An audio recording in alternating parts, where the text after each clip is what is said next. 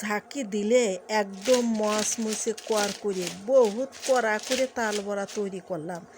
গালের ভিতর দিলে মরাত মরাত করে উঠতেছে। আসসালামু আলাইকুম, সবাই কেমন আছেন?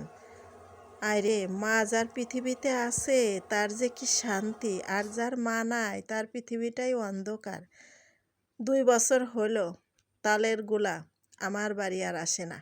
মা যতদিন সুস্থ ছিল ততদিন তালের গোলা করে ফ্রিজ বোঝাই করে তাই পাঠায় দিত। বোতল ভরে পলিথিনে করে কত কিছু করে করে যে পাঠায় দিত এক এক বছর ধরে, তাই খাতাম।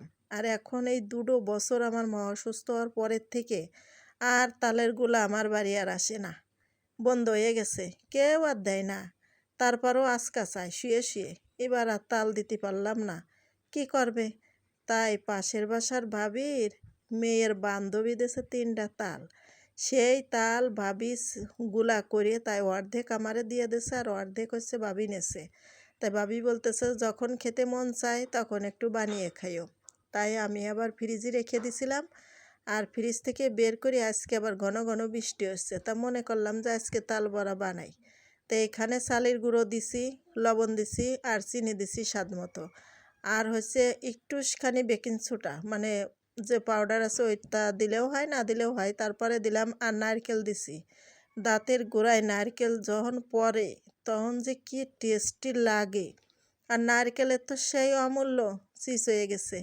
তাই আবার নারকেল আবার একটু জানা দিয়ে দিলাম যাতে একটু টেস্টি লাগে, দিয়ে ভালো করে মেখে নিয়ে তাই এখন তেল গরম করে কড়ার ভিতরে যে ঝটপট ঝটপট করে দিয়ে দিচ্ছি। সত্যি কথা বলতে যাদের মা সুস্থ আছে তারা বসে থাকে না, কিভাবে মেয়ের বাড়ি কি দেবে না দেবে সবসময়ের জন্যেই চিন্তায় থাকে। আর যাগার মা নাই তাগার তো পুরা কপাল, কোনো কিছুই মেয়ের বাড়ি আর আসে না। তাই মা বাপ থাকতেই মারা যা দেয় খুশি মনে নিয়ে খাওয়া ভালো।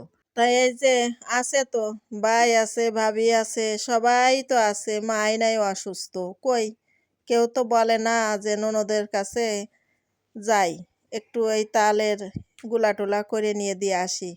মা যদি থাকতো সুস্থ ঠিকই সব কিছু গুছাইয়ে ফোন দিত বারবার, কত যেমন আয় আসে নিয়ে যা। কিন্তু এখন মাও অসুস্থ, আর দিতে পারছে না। তাও সেদিন বলতিছে গাছের তলায় যদি যাতে পারতাম, আমাদের আবার নিজেদের গাছ আছে 2-3টে, কত তাল পরে কিন্তু কুড়োই আনার লোক নাই। আমার মা কয় যদি একটু আইটে আইটে গাছতলায় যাতে পারতাম তাহলে কটা তাল কুড়োই এনে আমার মেয়ের জন্যে গুলা করে ফ্রিজে রেখে দিতাম, যখন সেমরিটা আসতো তখন নাই নিয়ে যাইতো খাইতো মনে গেড়ে নিয়ে। দেখো কত আফসোস, বেঁচে আছে বলে তাও এইটুকু করছে, আর যখন না থাকবে তখন এটুকু আর কবে না, কোয়ার লোক আর কেউ থাকবে না। এটাই হচ্ছে দুনিয়ার নিয়ম। তা তাল বড়াগুলো ভেজে নিছি, তাই ভাইজে সবার বাড়ি বাড়ি কড়া কড়া করে দিয়ে আসলাম। যে ভাবি তাল দিল সে ভাবিরে দিলাম, আশেপাশে সবাইরে দিলাম। যাদের মারা এখনো সুস্থ আছে আল্লাহর কাছে হাজার হাজার লাখ লাখ কোটি কোটি শুক্রিয়া করেন। তা চলে গেলাম, সবাই ভালো থাকেন, আল্লাহ হাফেজ।